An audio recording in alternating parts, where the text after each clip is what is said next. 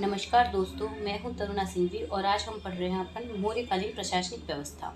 इससे पहले के पार्ट में हमने मौर्यकालीन राजनीतिक व्यवस्था को पढ़ लिया। उससे पहले के पार्ट एक और पार्ट में हमने मौर्यकाल की जानकारी की स्रोत को पढ़ लिया।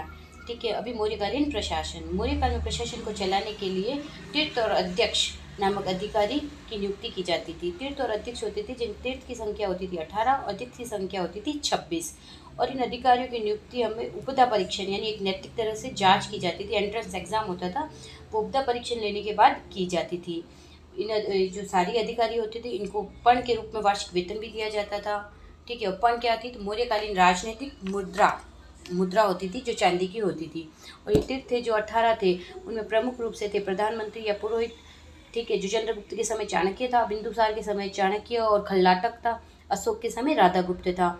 समाहर्ता जो राजस्व विभाग से संबंधित अधिकारी होता था, सन्निधाता कोषाध्यक्ष होता था, प्रदेष्टा और व्यावहारिक। प्रदेष्टा फौजदारी न्यायालयों का न्यायाधीश और व्यावहारिक दीवानी न्यायालयों का न्यायाधीश। फौजदारी मतलब दीवानी मतलब संपत्ति से संबंधित, और फौजदारी हत्या चोरी डकैती उससे संबंधित, मारपीट से संबंधित। तो प्रतिष्ठा और व्यावहारिक फौजदारी और दीवानी न्यायालयों के न्यायाधीश होते थे, और कार्मांतिक कारखाने उद्योग धंधों के प्रमुख होते थे। और जो अध्यक्ष होते थे, तो मैगस्थनीज की इंडिका में अध्यक्ष के लिए मजिस्ट्रेट शब्द का भी यूज़ किया गया है। ठीक है, जो 26 अध्यक्ष होते थे, उनमें प्रमुख अध्यक्ष देखो पन्या अध्यक्ष जो व्यापार वाणिज्य से संबंधित अधिकारी होता था, सोना अध्यक्ष बुचड़खाने से संबंधित अधिकारी होता था, विविधता अध्यक्ष चारागाह से संबंधित अधिकारी होता था, मुद्रा अध्यक्ष पासपोर्ट विभाग से संबंधित अधिकारी होता था, अकरा अध्यक्ष खान विभाग से संबंधित अधिकारी होता था, पोतवा अध्यक्ष मापतोल, पोतवा यानी मापतोल से संबंधित अधिकारी होता था, सीता अध्यक्ष राजकीय भूमि से संबंधित अधिकारी होता था, गणिका अध्यक्ष गणिकाओं से संबंधित अधिकारी होता है, अक्षपटला अध्यक्ष अक्षपटल अक्षर यानी महालेखाकार जो लिखने का महालेखाकार होता था, और माना अध्यक्ष जो मान यानी दूरी और समय, मान दूरी समय से संबंधित है, तो माना अध्यक्ष मान को याद रखना, दूरी और समय से संबंधित अधिकारी होता था। अब मौर्यकालीन जो प्रशासनिक इकाई है, उसकी सबसे छोटी इकाई होती थी गांव, और सबसे बड़ी केंद्र। गांव होते थे सबसे छोटी इकाई, गांव से मिलकर 10 गांवों का समूह मिलकर संग्रहण बनता था। संग्रहण से खारवाटिक, खारवाटिक से द्रोणमुख, द्रोणमुख से स्थानीय, स्थानीय से आहार या विषय, आहार विषय से मंडल, मंडल से प्रांत या चक्र, और प्रांत और चक्र से केंद्र। ठीक है, या हम ये कह सकते हैं गांव और 10 गांवों का समूह संग्रहण, और 200 गांवों का समूह खारवाटिक, 400 गांवों का समूह द्रोणमुख, 800 गांवों का समूह स्थानीय, और स्थानीय मिलके आहार और विषय, आहार विषय मंडल, मंडल प्रांत और चक्र में, और प्रांत चक्र केंद्र में, केंद्र प्रांत चक्र मंडल आहार विषय। ठीक है, फिर स्थानीय द्रोणमुख खारवाटिक और संग्रहण, और फिर गाँव। इस तरह की प्रशासनिक इकाइयाँ होती थी। मौर्यकाल में अशोक के समय प्रमुख 5 प्रांत थे। प्रांतों की संख्या प्रमुख रूप से 5 थे। अशोक के समय 5 थे, उससे पहले 4 थे। कलिंग है वो 5वां प्रांत अशोक के समय जुड़ा। उसके अलावा उत्तरापद, दक्षिणापद, प्राची, अवंती और कलिंग। उत्तरापद, दक्षिणापद, प्राची, अवंती ये 4 तो पहले से ही थे, और अशोक के समय से कलिंग भी जुड़ गया। उत्तरापद की राजधानी तक्षशिला, दक्षिणापद की राजधानी सुवर्णगिरी, प्राची की पाटलिपुत्र, अवंती की उज्जैनी, कलिंग की तोशली। ठीक है, अब देखिए मौर्यकाल का नगर प्रशासन। जो मैगस्थनीज की इंडिका है, उसमें मौर्यकाल के नगर प्रशासन के लिए कहा गया कि 6 समितियाँ होती थी, और 6 समितियाँ में प्रत्येक समिति में 5-5 सदस्य होते थे, तो टोटल 30 सदस्य होते थे। जिसमें 6 समितियाँ कौन सी थी? तो देखो, जनसंख्या समिति, विदेश समिति, शिल्प उद्योग से संबंधित समिति, जनसंख्या, विदेश, शिल्प, उद्योग, वस्तु निरीक्षक और कर निरीक्षक समिति। ठीक है, तो नगर प्रशासन के लिए 6 समितियाँ होती थी। कौन कौन सी वापस देख लीजिए? जनसंख्या समिति, विदेश समिति, शिल्प समिति, उद्योग समिति, वस्तु निरीक्षक समिति और कर निरीक्षक समिति। उसके अलावा अन्य अधिकारी देख लीजिए, एग्रोनोमाई, एस्ट्रोनोमाई।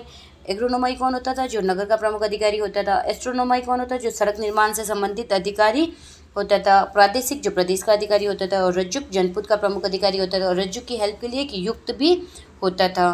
तो रज्जुक और युक्त। तो एग्रोनोमाई नगर का प्रमुख, एस्ट्रोनोमाई सड़क निर्माण से संबंधित, प्रादेशिक प्रदेश का अधिकारी, रज्जुक जनपद का अधिकारी, युक्त रज्जुक की हेल्प करने के लिए होता था।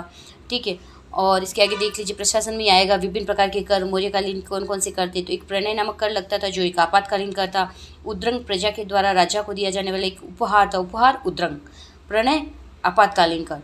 विष्टि एक निःशुल्क श्रम लिया जाता था राजघरानों की तरफ से, निःशुल्क श्रम विष्टि। हिरण्य नकद के रूप में लिया जाने वाला कर होता था। वणिक स्थल और जलमार्ग से प्राप्त कर। रज्जु भूमि की माप के समय लिया जाने वाला कर। वर्तनी सीमा पार करने पर लिया जाने वाले कर।